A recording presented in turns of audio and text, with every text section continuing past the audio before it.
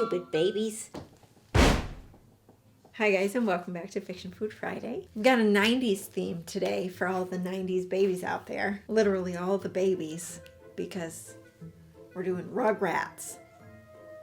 I think at some point everybody who watched Rugrats wanted to try a Reptar bar, which is kind of like what Fiction Food Friday is about, so that we can try those things. But anyway, we're gonna make those today. Yeah, we're kind of winging it a little bit because all we have to go off is this jingle. A Reptar bar is chocolate and nuts and caramel and green stuff, swirling, stirring, something, something, something. The candy bar that turns your tongue green. So it's a chocolate bar with nuts, caramel, and green stuff, which Rugrats Wiki says is green frosting. It's also shaped like Reptar, who is a T-Rex, and it turns your tongue green. So here's what you'll need. Some chocolate melting wafers, caramel sauce, chopped nuts, green frosting, and I'll explain this later, and then a T-Rex chocolate mold, and I'll link this one down below because they're not easy to find. This one doesn't look exactly like the one in the cartoon, but it's pretty close. And like the FYE one was just a rectangle, and all the other T-Rex molds were like really small. So I did the best I could, you know. Baby's gotta do what a baby's gotta do, so.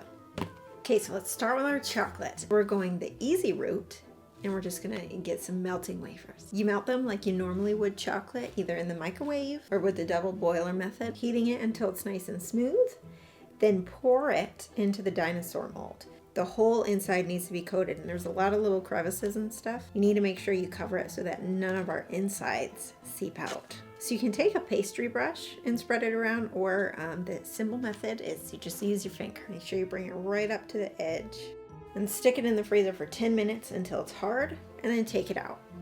And once you take it out, if it's not quite thick enough on the edges, you can just repeat the process that we did and put another layer in there. You do need a little bit of thickness there so that it doesn't just crack when we add all our fillings in. And now we're gonna add our frosting. And this I made just like any other buttercream frosting. The only difference is I added a little bit more milk. You want it to be kind of the consistency of a glaze so that it can settle flat, as opposed to like a thick buttercream frosting that holds its shape. Oh, also, when you add in your food coloring, add a lot.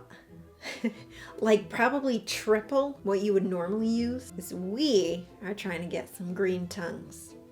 So then pour a thin layer of your frosting in there, about halfway up. It's gonna settle mostly in the middle of the dinosaur. Then stick it in the freezer until it's got some firmness to it. And now we add our caramel and our nuts. And I don't want to add a lot in there because I don't want it to take away from the green. So this part is really just for flavor. So add a thin layer of your caramel and then spread it around. And then sprinkle on some of the nuts. I figure with candy bars, you kind of automatically think of peanuts. I'm just not a big peanut fan, so I went with pecans. I imagine really you can use any kind of nuts that you want. And then again, we're going to stick this in the freezer until everything's set. Now, chances are that your chocolate got hard like mine did.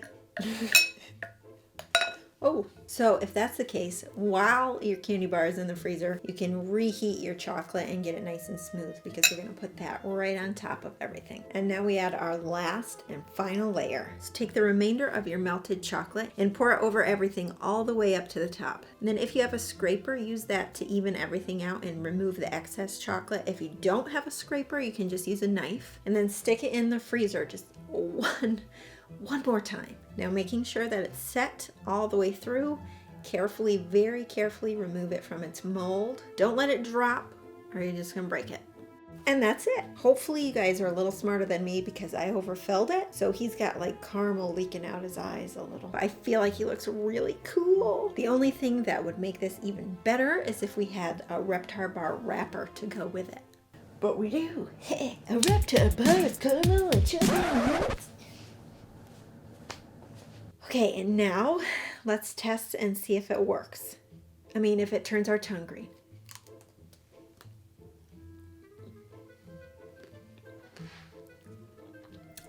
Did it work? I need to check the mirror.